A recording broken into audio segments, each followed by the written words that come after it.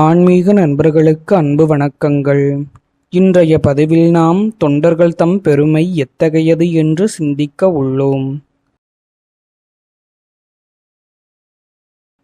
முன்னொரு காலம் முருகனுக்கும் ஔவைக்கும் இடையே நடந்த ஞான உரையாடலில் முருகப்பெருமான் அனைத்தினும் பெரியது எது என்று கேட்க, பெரிது பெரிது புவனம் பெரிது, புவனமோ நான்முகன் படைப்பு, நான்முகன் கரியமால் உந்தியில் வந்தோன், கரியமாலோ அலைக்கடல் துயின்றோன், அலைக்கடல் குருமணி அங்கையில் அடக்கம், குருமுனியோ கலசத்துள் பிறந்தோன், கலசமோ புவியில் சிறுமன், புவியோ அரவனுக்கு ஒரு தலைபாரம், அரபோ உமையவள் சிறுவிரல் மோதிரம், உமையோ இறைவர் பாகத்து ஒடுக்கம், இறைவரோ தொண்டர் உள்ளத்து ஒடுக்கம், தொண்டர்தம் பெருமை சொல்லவும் பெரிதே என்று பதில் கூறுவதன் மூலம் அனைத்தினும் பெரியவனான இறைவன் தம் தொண்டர்களின் உள்ளத்துள் ஒடுங்குவார் எனில், அந்த தொண்டர்களின் பெருமையை உலகிற்கு எடுத்து கூறுவதே அனைத்திலும் பெரியது என்று ஔவை தொண்டர்களின் சிறப்பை அழகாக கூறுவார்.